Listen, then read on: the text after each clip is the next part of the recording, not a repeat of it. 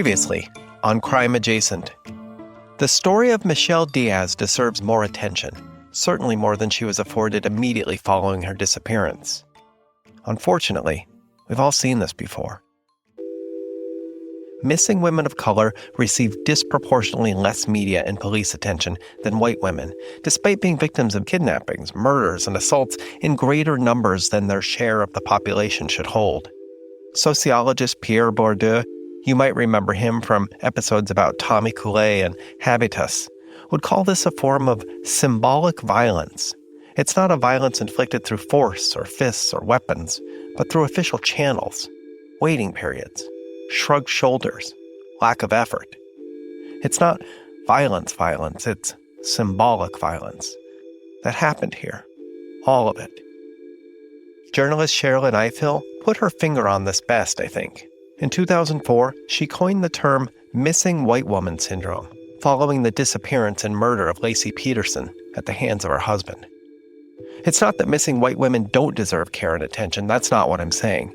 It's that all women deserve that same care and attention. That didn't happen here. So yes, that Michelle Diaz was young and Latina, that definitely influenced the response to her case. But there's something more.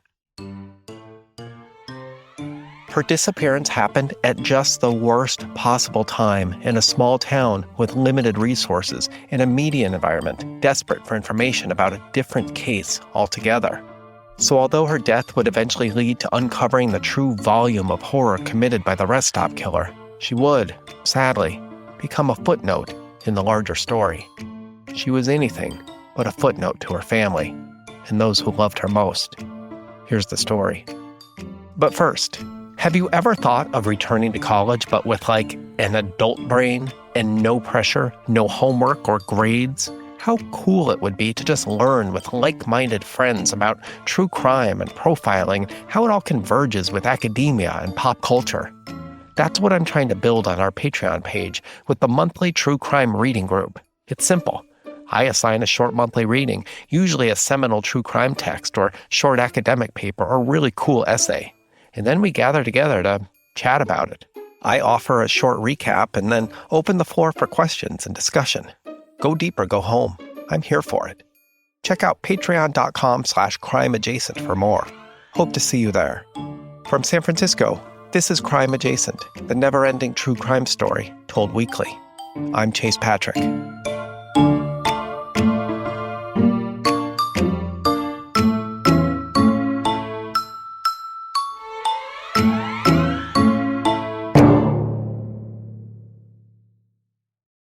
Linda Michelle Diaz was born in Ridgewood in 1989 and changed her name to Michelle practically as soon as she was able to speak. Sophie Diaz, her mother, said she hated the name Linda, even as a toddler. I still have no idea to this day how she glommed onto the name Michelle, but she demanded everyone call her that. It became a joke for a little bit. We humored her, but I guess it sort of stuck. Michelle was a precocious, headstrong young girl who knew exactly what she wanted. While her parents, Sophie and Adalberto, pushed education and college, Michelle had her head in women's fashion magazines from practically day one. Sophie was a hairdresser and owner of her own salon downtown, between Mix's Diner and the theater, and Michelle loved to accompany her there after school. She'd sit in an empty chair, open a magazine, and just listen to the hum and chatter and laughter of all the women and gossip. The sounds and smells of acetones and alcohols and ammonia swirling around in heady drifts. Michelle loved to sit there and breathe it all in, the chemicals and the laughter and the women, the joy of just being there, listening.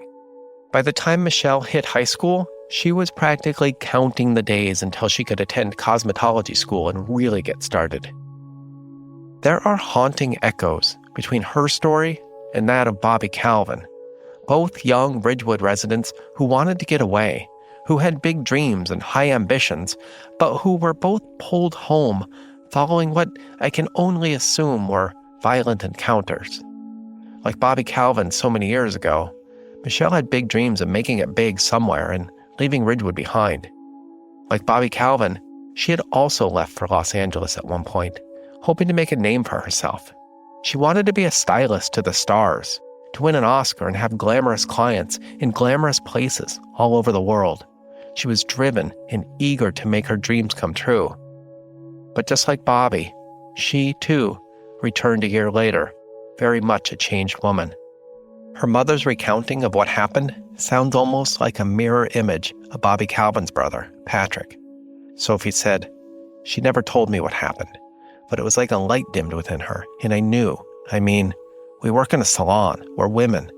We always know." When she returned from Los Angeles, Michelle accepted a chair in her mother's salon and soon had a roster of clients all her own. It wasn't the dream she had envisioned. It wasn't the Hollywood salon or the articles in fashion magazines or long weeks in fancy Parisian hotel suites for fashion shoots. But she made the work work, and after a few years, managed to open up her own salon just down the street. Sophie hated this, but at one point, Michelle showed up for work one day sporting a simple cursive tattoo on her right wrist. It said, simply, "Free." Sophie didn't like the tattoo. She had a thing against them, but she noticed her daughter seemed happier, brighter, like a switch had been thrown somewhere deep inside of her, and she was ready to embrace a future she didn't plan for, but seemed content about. Sophie said, "I could tell that after a few years, she was getting better and better." Then she started seeing him. The first moment Sophie and Adalberto Diaz knew something was wrong came with a phone call on Friday morning, December 8th, 2023, just a few days before Gary Pugh was murdered the following Monday. I interviewed Sophie Diaz at her house on El Dorado Street, on the other side of downtown from where Gary Pugh and the Millers lived. She sat on a couch, alone, shaking her head with fierce determination. She said, "The thing you have to know was that Michelle was never, ever late. If she told a client to be there for an appointment at 9 a.m., you can bet your dollar that Michelle was there an hour earlier, tidying up, getting everything ready. People don't understand how much work goes into a styling behind the scenes." But on that Friday, Michelle missed her first appointment at 9 a.m. Then she missed her second one at 10 a.m., and then the third at 11. Her clients stood outside and gossiped. This was unusual, they said, to say the least. Something was wrong, but the clients didn't know what to do. It was this third client, Rebecca Chavez, who took it upon herself to call Michelle's mother. They knew each other. In fact, Rebecca moved over to Michelle's salon after years of being with Sophie. In telling me this on the couch, Sophie let something hang in the air, and I wondered if she pushed a few of her own clients, her closest friends, over to her daughter's shop. I never asked, and she never actually said anything, but there was just a pause, a look in her eye. In the same way imminent violence can be felt in the air between two people, I think the opposite is true as well. That empathy and care can also dance across those invisible, unspoken lines between two people and cause a tremor of emotion, of knowing and understanding. It just felt like something she would do, like something Nikki and I knew Susan would do for us. Sophie understood the worry in Rebecca Chavez's voice immediately. The call felt like a lightning bolt to the heart. Sophie said she went cold, like a horrible instinct flooded her skin. I could feel it in my heart and my bones. Something was wrong. Sophie immediately called Adalberto at work. He was a lineman for the power company, and together, they headed over to Michelle's apartment on Cherry Street. No one answered. No neighbor reported seeing her coming or going, either that morning or the night before. They reached out to friends. They reached out to family. No one had talked to her since Thursday afternoon, the day before, except her sister, Veronica. Michelle had called Veronica, a student at UC Riverside, at about 5 p.m. Thursday night. They talked for a few minutes about college life, the salon, boyfriends, and Michelle's plans for that evening, a dinner with her boyfriend, Michael Palmer. As far as the Diaz family knew, that was the last time anyone spoke to or heard from Michelle, besides, perhaps, Michael Palmer. So that Friday afternoon, Adalberto tried to call Michael Palmer. Sophie said they were just hoping against hope that Michelle had decided to spend the night with him, perhaps go on a whirlwind vacation. They knew Michael had money, They knew he had time. Michelle would never leave her shop, especially with clients waiting. But they hoped at that point that she just threw caution to the wind and said, forget it. Let's escape to the city or Big Sur or Tahoe, somewhere romantic for the night, just one night.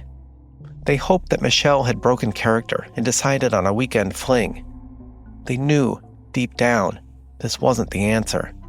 They knew she never, ever would do that, but they held out hope because they were beginning to fear the worst. They had heard some wild stories about Michael Palmer. It was a small town after all. People talked. In fact, they had tried numerous times to dissuade Michelle from seeing him. They said he was trouble. But Sophie said her daughter was headstrong, that she knew what she was doing, that she could handle herself, and that Michael Palmer had better watch out for her rather than the other way around. They laughed about it, grimly. But Sophie could never let it go. There was just something about that family, the lot of them. But Michael Palmer in particular. She wishes she had forbidden it, put her foot down, anything. She likes to think that would have made a difference.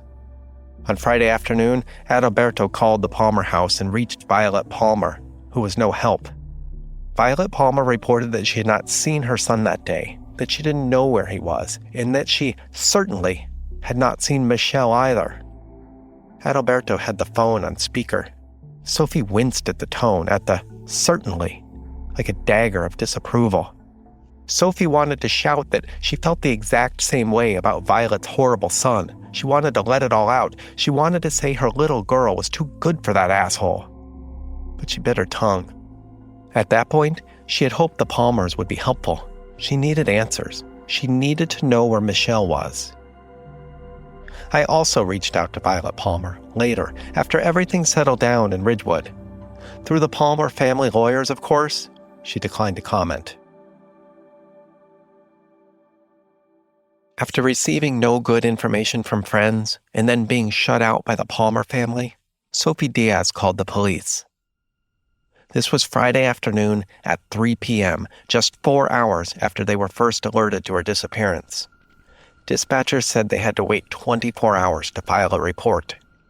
Nikki and I have seen this happen far too many times in missing person cases. Maybe the young couple simply went away for a few days. Maybe she simply decided to take a day off. Maybe. It happens far too often. Families raise alarm bells because they know, better than anyone, that behavior like this is out of the ordinary and that something is most definitely wrong. But police decline to follow through and lose out on the most important early hours of an investigation.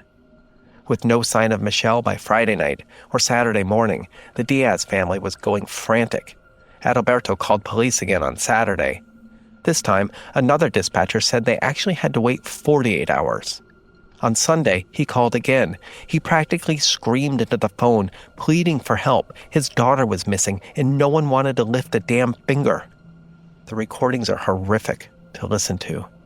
The dispatcher actually hung up on him, saying she would not tolerate rudeness. Sophie shook her head at the memory. It felt like we were in some bizarre fantasy world. They just wouldn't do anything. The Diaz family received no help the entire weekend, Friday, Saturday, Sunday.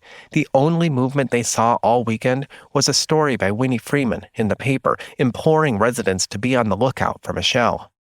Honestly, if there's anyone who comes out on top in the end in this entire saga, it's Winnie, just an absolute champion of that town. It bears repeating that much of this season's case is pulled from Winnie's dogged and detailed reporting, whether it was the killer or Michelle's case. So nothing, all weekend. And then on Monday, December 11th, the wheels really came off. Gary Pugh was abducted and murdered, left for dead in the exact same Lover's Lane Ridgewood's most notorious killer had struck nearly 30 years before. If police had given Michelle little attention that weekend, it had entirely disappeared after Monday. After Gary Pugh, all focus was on the killer. The cops spent the week investigating Gary's murder, while Michelle's family searched everywhere they could think of.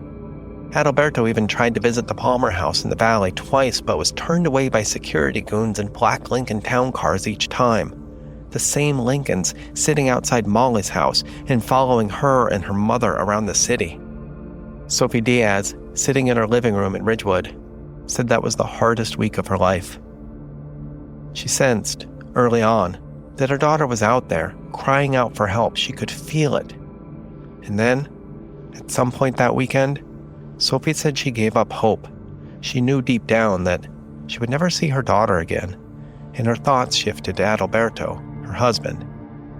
She said, "He was coming apart. I knew that week Michelle was gone. I could feel it, and I was afraid of losing Adalberto as well." I thought long and hard about how to tell Michelle's story and what happened to her and her family. On the one hand, she's not a rest stop killer victim. I need to be clear about that. Early on, especially after Gary was found, it was considered. But the killer had never taken a woman before. And as far as police knew, the killer had never not dumped a body in the valley with the same signature violence and token-taking. Michelle would have been found early if this was the same killer. So Michelle's case seemed like a disappearance, not part of a serial murder spree with all the telltale signs. And yet, on the other hand, Michelle's case is tied up with the rest stop killer saga. It's impossible to tell this overall story without digging into what happened to Michelle, because she played an integral role in a cascade of events that ultimately led to the unveiling of the rest stop killer. Without her, it's entirely possible the full scope of his crimes would remain hidden, and so many families, literally too many to account for, would be searching for answers still. From here on out, I'll be telling as best as I can all of the details of what happened in Ridgewood over a few short days in 2023, and how all of these disconnected pieces and stories, Tommy and the two Bobbies, the Zodiac, Michelle, Gary, and two more, how they all in the end come together to unmask the most prolific serial killer in American history. When I rolled into town on Thursday morning, it had been a solid week since Michelle had gone missing. After my meeting with Molly, I headed downtown to Mix's Diner for dinner and to see if I could overhear any gossip. That's when I first noticed the flyers. They were everywhere. Michelle's face was everywhere. While I was at dinner that Thursday night, something strange happened. Michael Palmer walked in, followed by his father, Daniel, and the chief of police, Al Williams. It was like a presidential motorcade rumbled to a stop outside of Mix's big glass windows. Michael's BMW, his father's big black Lincoln SUV driven by a security goon, and another Lincoln, and then the police car. The whole lot of them tumbled into Mix's Diner, and the place went quiet. Like one of those movie scenes from a Western where the bad guy walks into a bar and no one knows what to do before all the shooting starts. That's what it felt like. It was just so eerie and weird. You could hear Coca-Cola bubbling in plastic cups. It was that quiet. The town feared the Palmers. It was evident. I wanted to approach the Palmers for an interview, but to be honest, I was still getting my bearings. I had just arrived. I hadn't really begun to investigate yet and didn't know all the players or what to ask or even who to ask. So I just sat there, watching, wondering what the hell was about to happen and why the Palmers needed all that security and why the chief was with them. When you're a street kid, you learn to watch, to observe, to sit unseen in the shadows and test the air for danger. This is also, it turns out, exactly the ethos of Force Recon. They bash it into you, to be like a ghost. If everything goes according to plan, no one will ever know I was there. Swift, silent, deadly, remember, that's the motto. All of these experiences are surprisingly helpful in true crime, to be like a fly on the wall, watching. It's how I managed to corner Father O'Reilly, the case that really put this podcast on the map. And it's how I would learn a few more things about the Palmers and what was really happening in Ridgewood and who was really responsible for all of the murders. As my drilly said, you have to pay attention to everything. Less talking, less ego, more observing, more listening, because so much can hinge on the tiniest details like there's a hair's breadth between catching a killer or letting her get away. So as I'm sitting there, watching the quiet power that the Palmer clan held over this town and its people, including, possibly, the police chief, I noticed trouble just outside the window. It was Adalberto. He stood on the sidewalk, white flyers in one hand and his other hand clenched into a fist. He just stood there, staring through the windows at the Palmers, his face a mask of rage. The Palmers at one point sensed this. Daniel Palmer looked defeated, his shoulders slouching. Not as if Adalberto suddenly held all the power in town, but as if the man outside was an inconvenience, an annoyance. Daniel ushered his son out of the door, and they all walked quickly to their Lincolns and BMWs. They had been in Mix's diner for all of 30 seconds. Outside, Adalberto began to shout. I could hear it. Where is she? Where is she? Where is my daughter?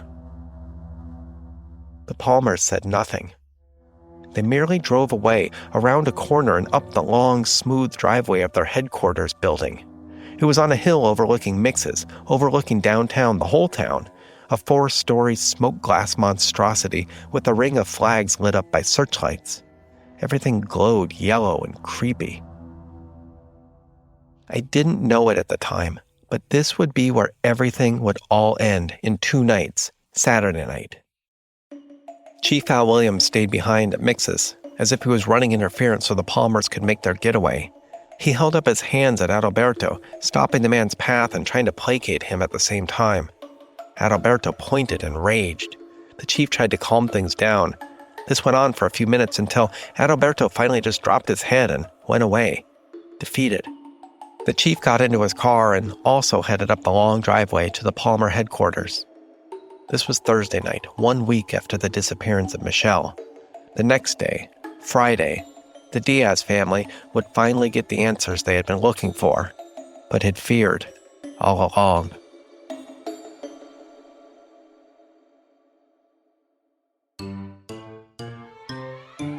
Next time on Crime Adjacent. On September 27, 1969, the Zodiac Killer donned a black hood and approached a young couple on the shores of Lake Berryessa, just a few miles north of Ridgewood. The killer said he was there to rob the couple. Once he had them subdued and tied up, he stabbed them mercilessly. During his escape, he scrawled a message on the young man's car and then later called the police from a payphone in Napa. I told you the Zodiac kept appearing in strange ways in this case. He did so again here. Because the spot where he stabbed those picnickers back in 1969, that's the exact same spot hikers would find Michelle Diaz on Friday. If you like these stories, remember to review and like Crime Adjacent wherever you listen to podcasts. And don't forget to check out our social media channels and our Patreon page at patreon.com/crimeadjacent to find bonus information and behind-the-scenes content, or to join our true crime reading group. I'm really grateful for your support. It keeps this whole show going. Thank you. Until next time, this is Chase Patrick from San Francisco with a reminder, stay tuned. You'll never unhear what happens next.